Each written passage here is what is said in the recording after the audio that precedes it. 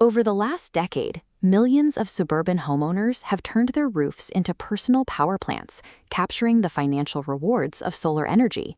Meanwhile, people living in multi-unit apartments have largely been locked out, watching their energy costs climb while their roofs sit empty. The reason for this stagnation is a structural roadblock known as the strata trap. It's a specific kind of financial and political gridlock that makes equipping shared buildings incredibly difficult. If you look at a multi-story residential complex like this one, the first obvious barrier is scale. Retrofitting a shared physical footprint requires a heavy upfront capital investment that no single tenant can shoulder alone. The second barrier is the bureaucracy of divided ownership. Even if the money exists, getting a large strata committee to agree on contractor quotes, maintenance schedules, and long-term financing can take years of negotiation. Without independent generation, residents remain tethered to the grid, absorbing the impact of volatile electricity prices year after year. To fix this market failure, the New South Wales government has intervened.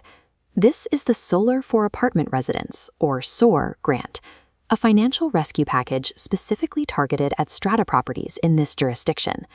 The state is offering an upfront capital injection of up to $200,000 per eligible building to subsidize the transition. This capital converts an empty metal roof, historically a maintenance liability, into a high-yield, shared financial asset. Securing a six-figure payout requires passing a strict government audit.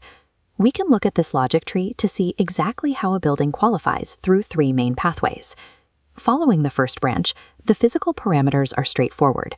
The property must be located in New South Wales, and it must contain exactly 3 to 55 residential units. The second branch tracks historical data. Your building qualifies only if it has not installed a shared solar PV system within the last 10 years. And finally, the authority parameter. Individual renters and owners cannot apply directly. The application must flow through a central committee, requiring formal authorization from the owner's corporation or a strata managing agent. Passing this strict audit is the only way a building advances to the capital allocation phase. This chart shows exactly how that capital is distributed.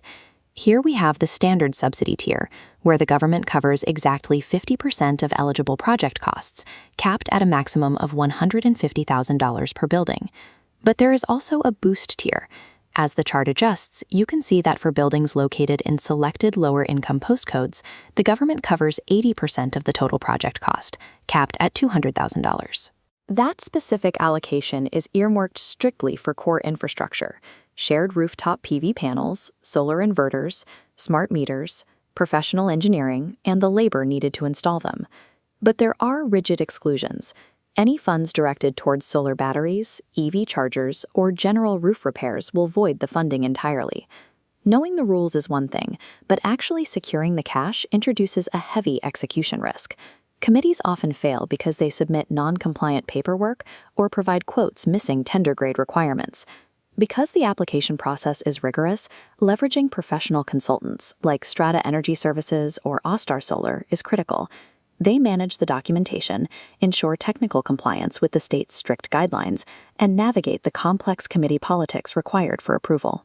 By treating the application as a professionally managed corporate project, strata buildings ensure they actually capture the available funds rather than drowning in paperwork.